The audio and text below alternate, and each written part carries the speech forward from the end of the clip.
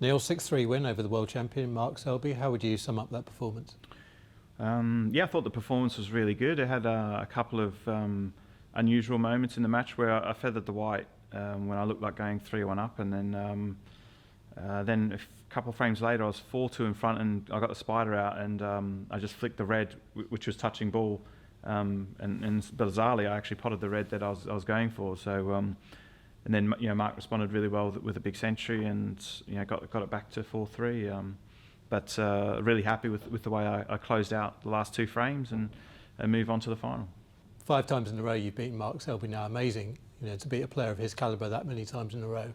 Does that give you a little bit of a psychological edge again next time you play him?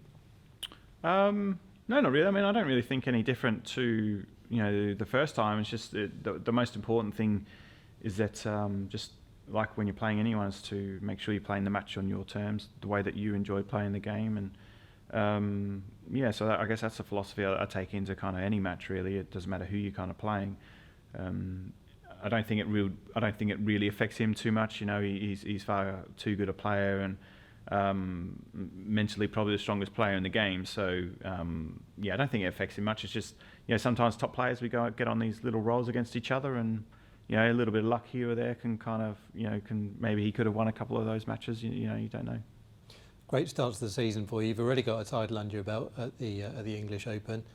Into another final now. You must be really pleased at your first half of the season. Yeah, absolutely. Yeah, especially because I've missed a few events, and a bit of a late start than all the other players. So but to win the English Open was brilliant, and I guess that was my first kind of real experience of having like big crowds back again, and the crowd's been good this week, and I mean to get back into this final again.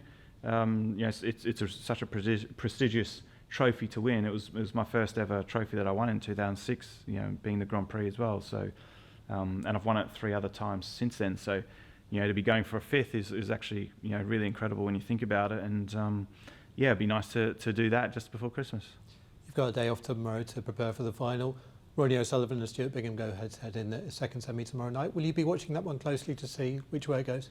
No, not really. I mean, it'd be a great match to watch. Both of them score so heavily in that, but no, I'll be just sort of like chilling out and taking it easy. I think, I said before, sometimes when you're the guy who's already in the final and you got the night off, sometimes the worst thing you can do is get involved and watch another snooker match, because sometimes it can be a few hours sort of go by and you think, oh geez, man, I wish I was maybe just doing something else during that time rather than sort of getting engrossed in a snooker match. So I'll just be taking it easy, and I won't be sort of turning up on the Sunday not knowing who I played. Obviously, I will maybe sort of tune in, maybe if it goes 5 each or something like that. As snooker players are like vultures, we always like a decider. And I hope it's a great match, and may the best man win, and hopefully it will create a great final. Finally, just want to ask you about 2 players who've won big titles in the last couple of weeks, 2 up-and-coming players, Zhao Xintong and Luca Bracel. How do you feel in your position as one of the kind of great established players about the new faces coming through? Do you see it as a challenge? I mean, you see every tournament as a challenge. There's so many great players. I think it's fantastic for the game.